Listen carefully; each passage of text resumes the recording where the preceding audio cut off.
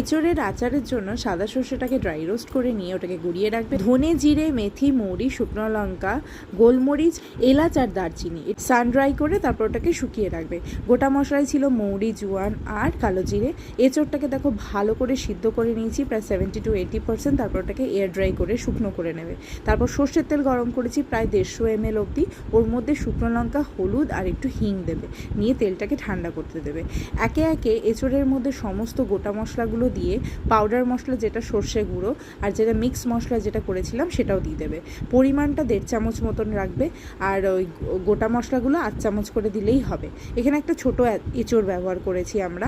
তারপর দেখো তেলটা আস্তে আস্তে ঢেলে দেবেন, ভালো করে মিক্স করবে। এর মধ্যে তারপর 1.5 চামচ অবধি ভিনিগার দেবে। আমরা ভিনিগারটা 1.5 চামচ দিলাম, তোমরা যদি আম ব্যবহার করো একটু কমও দিতে পারো।